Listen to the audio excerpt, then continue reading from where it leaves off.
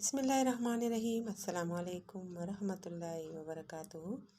आज मैं आपके लिए बीफ टिक्का बोटी की रेसिपी लेकर आई हूँ, जो कि इंतहाई आसान तरीके से मैं आपको बताऊँगी। ना तलने के लिए हमें तेल चाहिए होगा, ना सेकने के लिए कोयले, और ना ही सीखों की ज़रूरत होगी।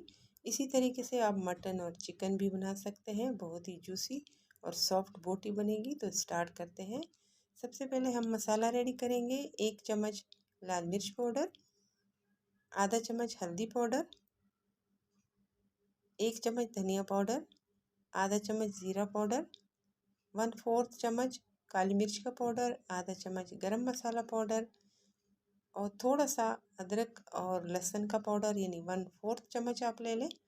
1 चम्मच रेडीमेड टिक्का मसाला, थोड़ा सा रेड कलर, और 1 चम्मच कश्मीरी लाल मिर्च। ये ऑप्शनल है, अगर आपके पास ना हो तो स्किप कर दें।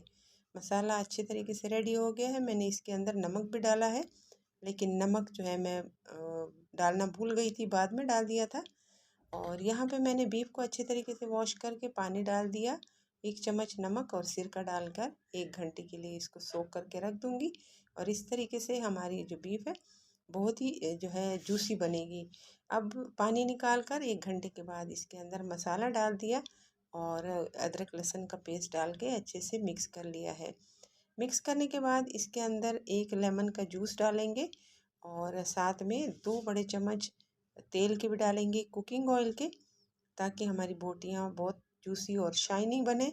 तो इससे बहुत ही खूबसूरत कलर भी आता है और जूसी भी बनती हैं। तो मिक्स करने के बाद मैरिनेशन कंप्लीट हो गई है, और अब जो है इसको कवर करके फ्रिज में रखेंगे पूरी रात के लिए। अगर हो सके तो आप 24 घंटे के लिए रख दें।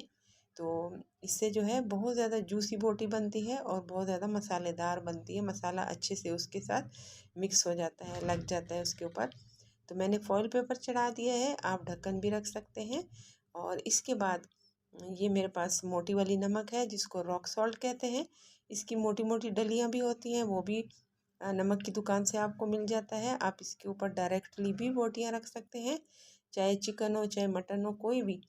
तो यहाँ पे मैं फॉइल पेपर इसलिए चढ़ा रही हूँ क्योंकि मैंने बीफ की बोटियाँ जो है वो थोड़ी सी छोटी की हुई हैं, ताकि वो जो है फॉइल के ऊपर पेपर के ऊपर रखूँगी तो आप देखने वालों को परेशानी नहीं होगी। अच्छा, इस पतीले को जिसमें मैंने नमक डाला है प्री हीट बिल्कुल नहीं किया हुआ, और तरतीब से सारी बोटियाँ इसलिए रखेंगे ताकि हर बोटी को इक्वल स्टीम मिले। और इस तरीके से रखने के बाद इसके ऊपर मैं फॉइल पेपर रखूँगी ताकि बिल्कुल भी स्टीम बाहर ना आए। और अगर आपके पास फॉइल पेपर ना हो तो आप परेशान ना हो, आप ढक्कन के नीचे आटा लगा लें ताकि ढक्कन को पतीले के साथ अच्छे से जोड़ा जा सके और स्टीम बिल्कुल भी बाहर ना आए। तो इसको हम पूरा 1 घंटे के लिए दरमियानी आंच पर छोड़ देंगे, और फिक्र बिल्कुल भी नहीं करें, बोटियाँ बिल्कुल भी नहीं जलेंगी। 1 घंटे के बाद हम इसको देखेंगे, निकालेंगे। ज़रा ध्यान से खोलिएगा क्योंकि स्टीम बहुत ज़्यादा होती है। थोड़ा सा वेट करने के बाद खोलेंगे तो ये देखिए बोटियाँ हमारी बिल्कुल रेडी है। इसके ऊपर थोड़ा सा ऑयल लगाकर 10 मिनट के लिए दोबारा से कवर कर लें ताकि थोड़ी सी चमक आ जाए बोटियों में। और बोटियाँ हमारी बिल्कुल रेडी हैं। अब मैं आपको दिखाऊंगी कि कितनी सॉफ्ट हो चुकी हैं।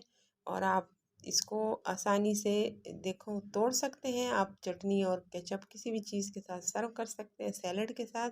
और अगर आपको बारबेक्यू का फ्लेवर पसंद है तो आप एक कोयला जलाकर इसको धुआं भी दे सकते हैं, जो कि बहुत ईजी है।